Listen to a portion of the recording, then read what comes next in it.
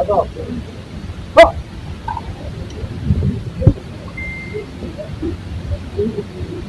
di ay ang asawa ni Jomar. So, si Papa, oh.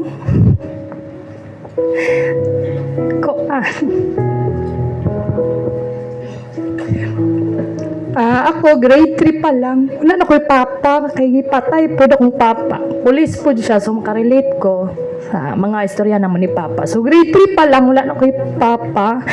And so, pag abot na ko, dari sa Digos, taga-tagong day ko. Pero amo ang kaliwat, mga Lonzaga is taga-diri. So, naabot ko diri, nagkailami sa iyang anak.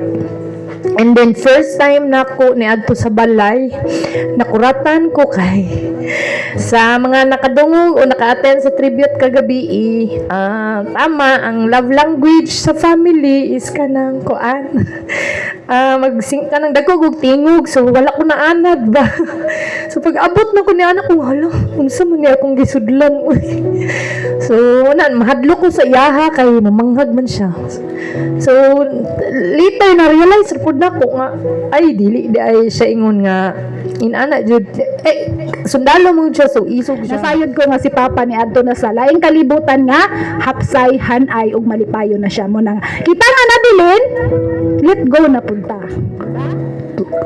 Yung mga membro ng ating firing detail, yung pallbearers, buglers and drummers, sa kanilang walang sawang pagtulong sa ating mga membro na nalalagas, na namamatay. Sila po ang nagbibigay sa atin ng honor. Pag ang isang sundalo ay namatay, tradition na po yan sa military, na bigyan ng honor ang isang sundalo.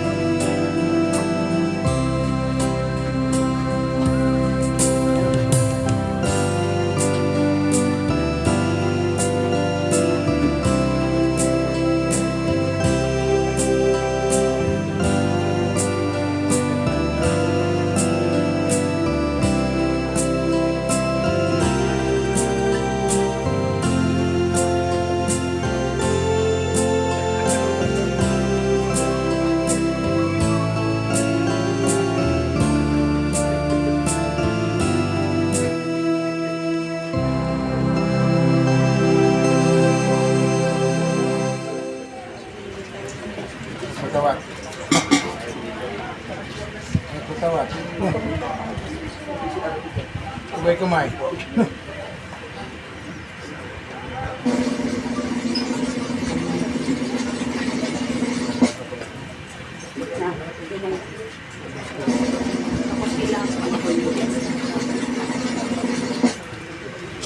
Tapos ganyan volumes mo.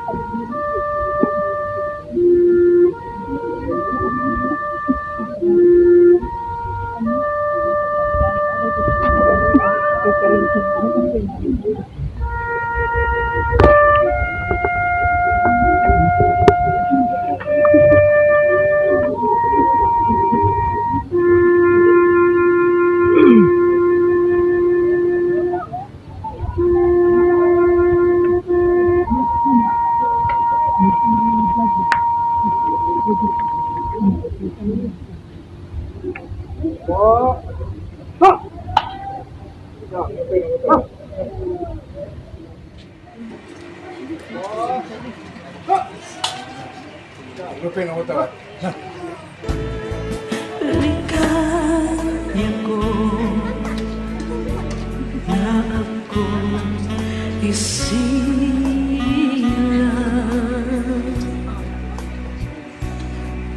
pagkatao ay mayroong dangal. Sinong may pag-ibig, sinong nagmamahal, kung di ang tao, Diyos ang pinagmulan. Kung di ako umibig, kung di ko man bigyang halaga ang buhay kong handog, ang buhay ko'y himang sa'yo. Ma'am, ang bandilang ito ay nagbibigay alaala sa matapat at marangal na paglilingkod sa iyong mahal sa buhay. Kaya, ang buong hukbong katihan ng Pilipinas ay taos-pusong nakikiramay ni Late Technical Sergeant Efrain Fernandez, retired Philippine Army. Maaari mo itong ilabas sa araw ng kanyang karawan, sa araw ng pagkamatay at sa araw ng mga bayani